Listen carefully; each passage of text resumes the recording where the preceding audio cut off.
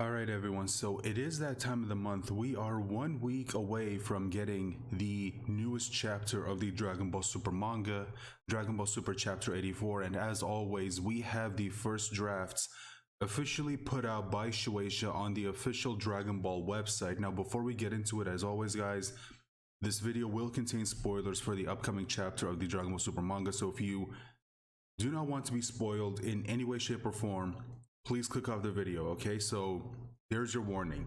Now let's get into this, and these spoilers are very interesting, and they confirm something which I think a big portion of the Dragon Ball fan base are probably not going to be happy about. Now let's go ahead and get into them. Now again, this is on the official Dragon Ball website, so this is information that Shueisha does want you guys to know. Okay, so there you go.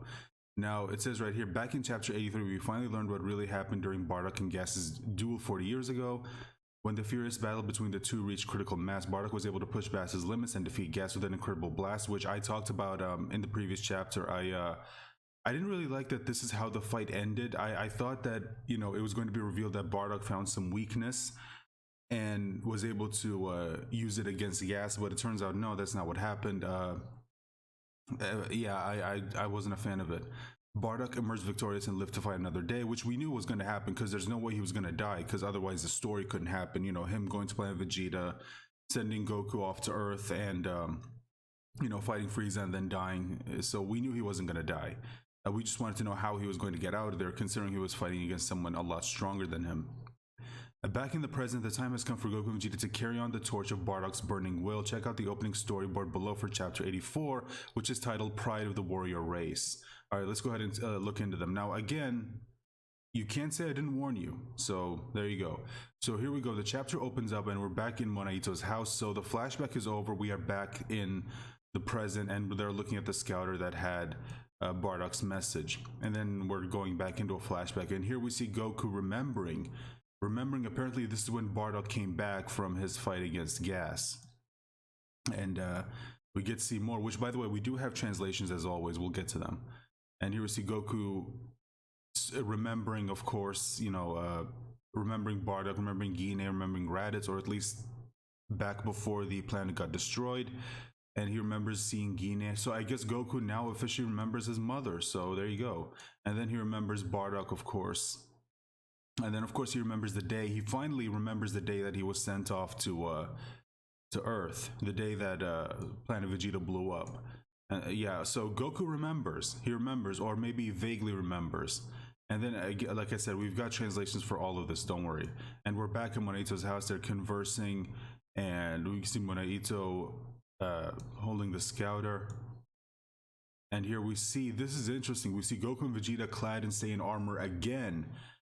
Now, for Vegeta, it's not anything new because he's been wearing Saiyan armor for, you know, his entire life. Even more recently, which I personally wasn't a fan of. I like that in the Buu saga he was wearing just, you know, sort of like the blue jumpsuit, and he sort of like you saw over the course of Dragon Ball, he started wearing the armor less and less, and then in the Buu saga he just completely got rid of it, and then when Super came along they just had him wear the armor again for some reason, I don't know.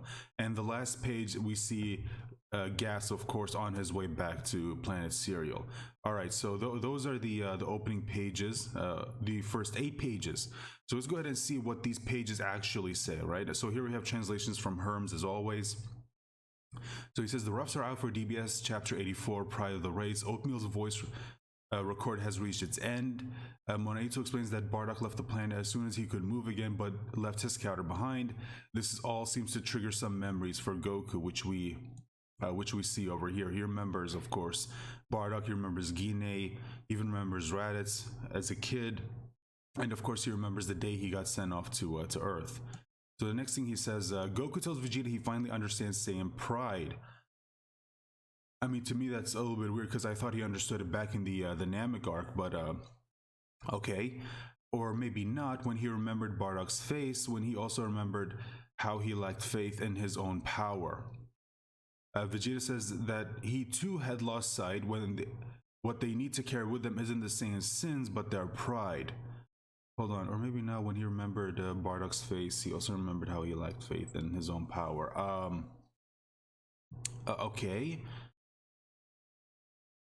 So moving forward, Vegeta hates Goku's dad.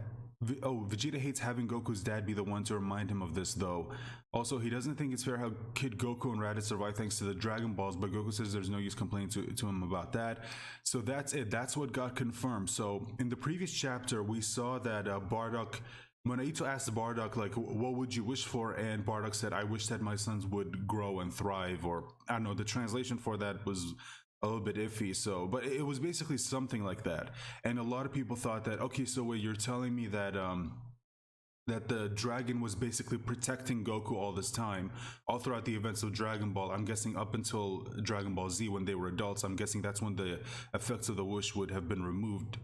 And but everything in Dragon Ball, everything that happened, Goku was basically being protected by the dragon, and a lot of people were not happy about that. Hell, I don't know if even I'm happy about that, because I don't like that. I don't like the implication that the only reason why Goku was able to survive all of those events was because he was being protected by a wish. I don't know if I really like that, if I'm being honest.